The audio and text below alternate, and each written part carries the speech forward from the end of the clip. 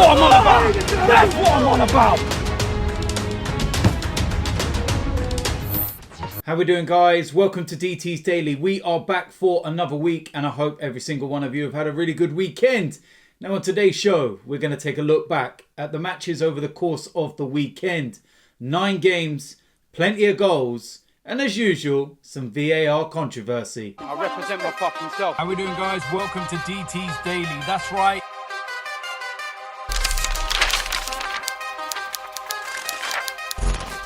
So, of course, it's Monday morning, which means we're going to take a look back at all the action over the course of the weekend.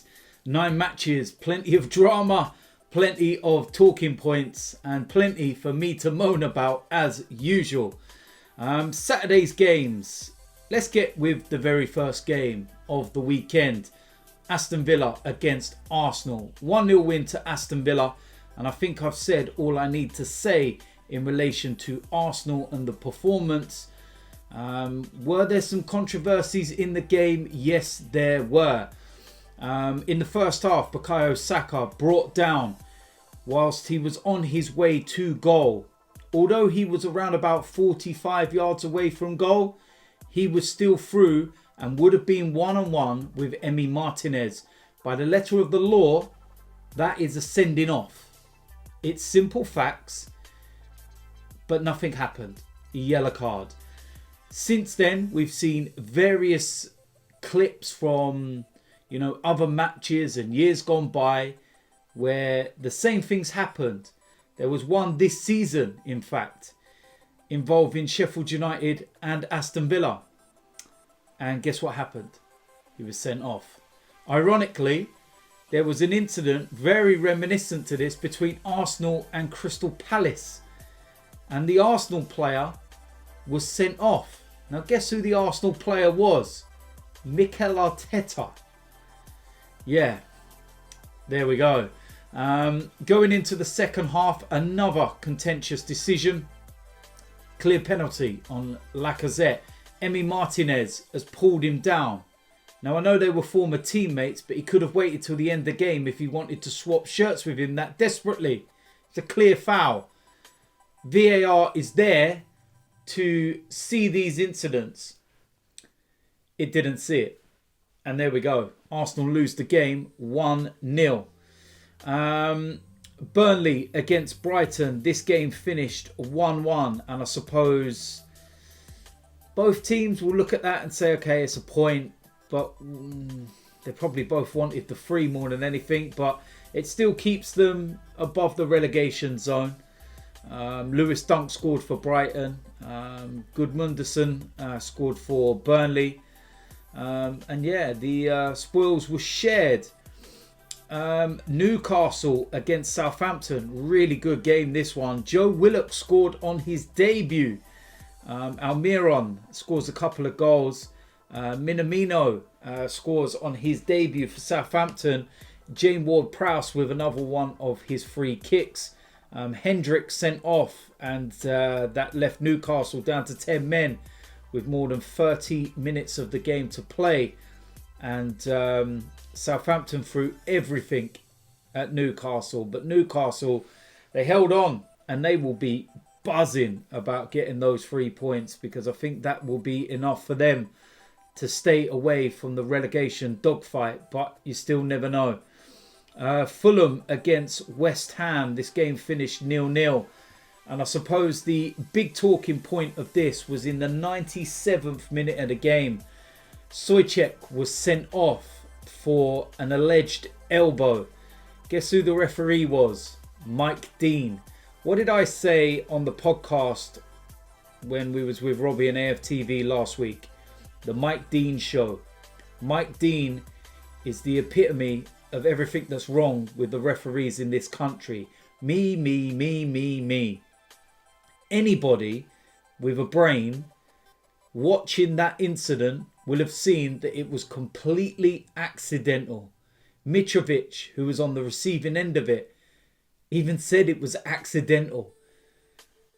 And Mike Dean has again, for the second time in the space of a week, gone to a monitor, watched it multiple times, and decided it was a red card.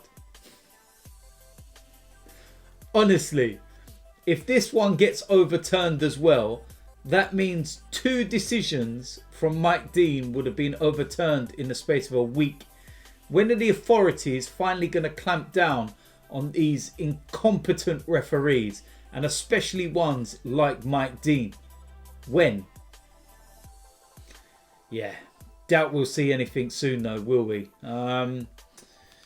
Next game was, of course, a big game in terms of, you know, what it could have done at the top end of the table. But the result, 3-3, Manchester United and Everton. Manchester United went in 2-0 at half-time, and you were thinking that's game done.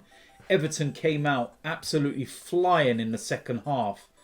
And within the space of literally 7 minutes, it was 2-2. And then Everton done something that I always look at and can't understand. That when you're a team and you're on the front foot and doing so well and scoring goals and attacking, you then revert back into a defensive mode and you just kind of invite pressure. And I didn't understand that from Everton. They had Manchester United on the racks, and it just seemed like the wrong move. And then McTominay scores with 20 minutes to go. And then the 95th minute, you're thinking to yourself, that's it, Manchester United have won. There was only 4 minutes injury time. Now, of course, the referee was allowed to play a bit longer for his discretion because there was some stoppages and substitutions and whatnot. And that normally happens at the end of a 90 minutes. Everton get a free kick. They pump the ball into the box. The goalkeeper's up. And the ball drops to Dominic Calvert-Lewin and he buries it. David De Gea won't want to look at a couple of these goals in particular. And yeah, Manchester United, massive 2 points dropped at home. Everton will be buzzing given the circumstances. But yeah, Manchester United, that's done them no favours in any way, shape or form.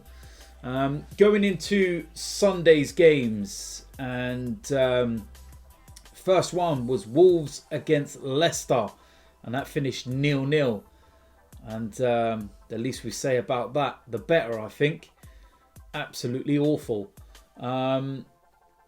Tottenham against West Brom. Harry Kane out of nowhere reappears. And he gets himself on the score sheet, same as Son. But West Brom, they actually didn't play too badly. Maitland-Niles was playing for them, of course, and he had a steady game. Nothing major to write home about.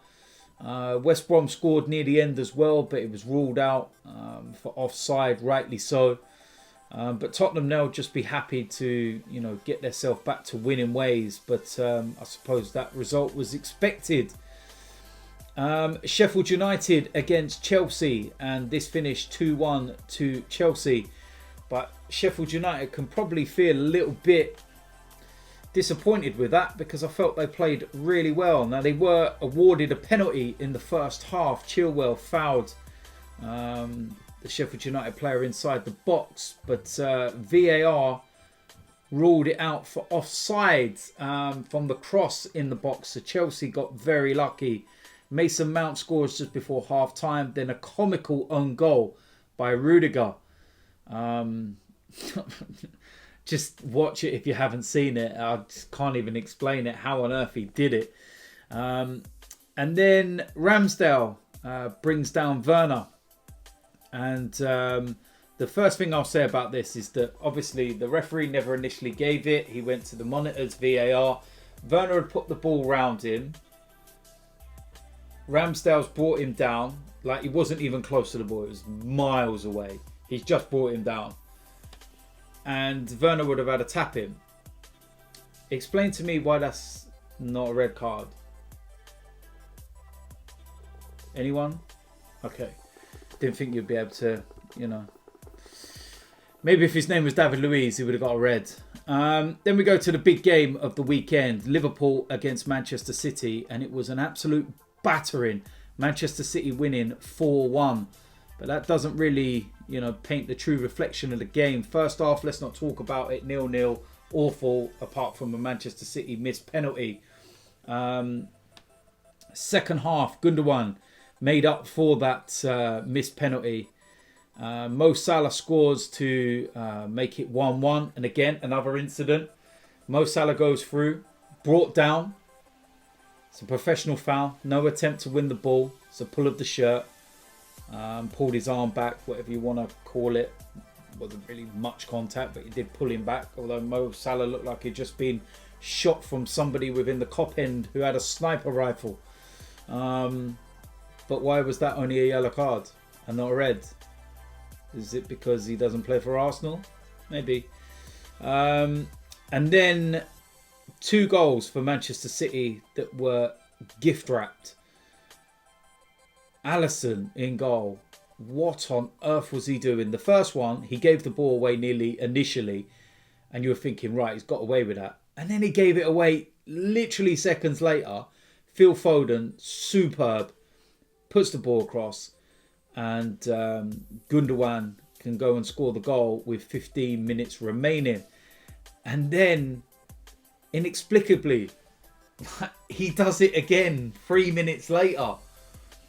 And it's like, what are you doing? And yeah, the ball comes over. Sterling, easy header, 3-1, game done. And then Phil Foden goes and tops off his performance with an absolute rocket. I suppose when you slow it down and look behind the goal, you can question Alisson because it was straight at him, just above his head. But given the full speed of that, I'm not really going to put the blame on the keeper. That was one hell of a hit. And Phil Foden is proving just how good he really is. Him and Saka, for me, 2 best English youngsters in the Premier League by a million miles. But he is unreal. So yeah, Manchester City, they win that game 4-1. Now, in terms of the table, I think you can pretty much write off the Premier League title already. Manchester City top on 50 points. 5 ahead of Manchester United with a game in hand. Walking away from Leicester, Liverpool, Chelsea in 5th, West Ham, Everton, Tottenham, Villa, Arsenal. Down the bottom, Fulham, West Brom, Sheffield United in the relegation zone. So, yeah, it's going to be very interesting still because we still got a lot of games to go. So there we go. That is it for today's DT's Daily. What have we got coming up this week? Well, Arsenal ain't actually got a game, so it don't mean they're going to ruin my week, does it? But yeah, so much to talk about. So many games, FA Cup action and everything else. So stick around and make sure you subscribe if you haven't already. And until I see you lot soon, I'm out of it.